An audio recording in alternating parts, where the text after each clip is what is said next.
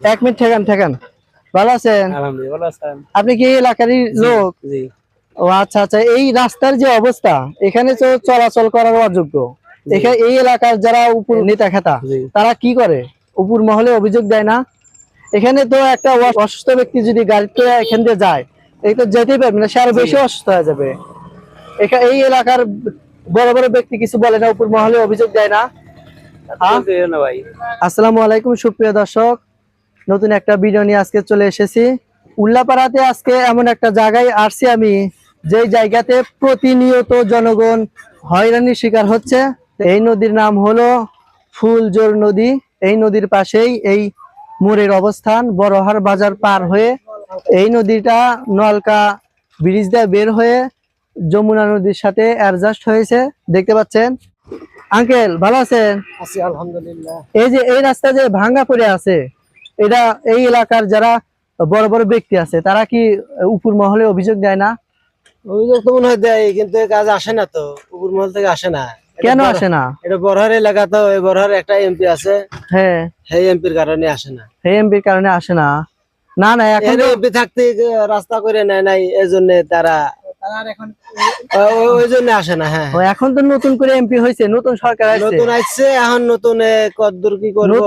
নতুন ভাবে এখানে অভিযোগ দিতে হবে, কারণ এই রাস্তাটা একদম চলাচল করার একদম অযোগ্য। একটা অসুস্থ ব্যক্তি যদি এই রাস্তা দিয়ে চলাচল করতে চায়, সেই ব্যক্তি আর বেশি অসুস্থ হয়ে যাবে। এইরকম একটা অবস্থা আপাতত। যদি সমস্যা, গাড়ির চরম হ্যাঁ, সমস্যা, একটু লোড করে নিয়ে আসতে পারে। আবার দেখলাম যে গাড়িওয়ালারা নিচে নেমে ঠেলে ঠেলে নিয়ে যেতে হয়। ভাই এক মিনিট একটু কথা বলবো। ভালো আছেন ভাই? জি ভালো।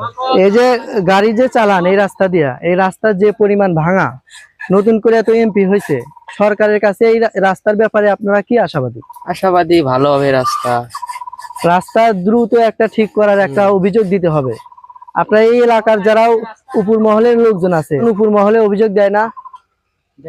দেয় নাই, এখনো দেয় নাই কে? কারণ এই রাস্তা দিয়া 7-8টা গ্রামের লোকজন উল্লাপাড়াতে চলাচল করে, প্লাস যারা স্টুডেন্ট যারা উল্লাপাড়াতে লেখাপড়া করে, তারা এই রাস্তা দিয়েই যাতায়াত করে। এই পরিমাণ ভাঙা, আমি দেখলাম যে একটা অসুস্থ ব্যক্তি যদি এই রাস্তা দিয়ে যাওয়ার চেষ্টা করে, সেই ব্যক্তি আর বেশি অসুস্থ হয়ে যাবে। এরকম একটা অবস্থা। মানে কেউ যদি সাইকেল নিয়ে চলাচল করতে চায়, সাইকেল থেকে নেমে হাইটে সাইকেল নিয়ে যেতে হবে, এই পরিমাণ ভাঙা।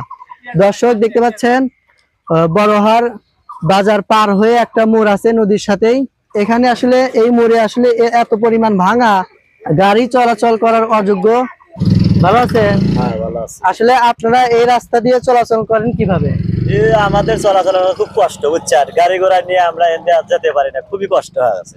নতুন ভাবে তো নির্বাচন হলো, যারা এমপি যারা সরকারে আছে, তাদের কাছে আপনারা কি আশাবাদী? আশাবাদী করি যে আমাদের এই রাস্তাটা একটু সেরে দিলে একটু ভালো হইতো। ও আচ্ছা আচ্ছা, আমি দেখতে পাচ্ছি যে প্রত্যেকটা গাড়ি এখান থেকে নেমে হাইটে হাইটে যাইতেছে, যাত্রীরা যাওয়া যায় না তো, দেখেন একবারে চলাচল করার অযোগ্য। আমরা অনেক লোকের কাছেই জিজ্ঞাসাবাদ করে জানতে পারলাম যে তারা আসলে খুব কষ্টে আছে। এই রাস্তা দিয়ে আসলে তারা চলতেই পারে না, যাওয়ার কোনো বিকল্প কোনো রাস্তা নাই, যার কারণে তারা কষ্টের মাঝেও এই রাস্তা দিয়ে চলাচল করছে, দেখতে পাচ্ছেন।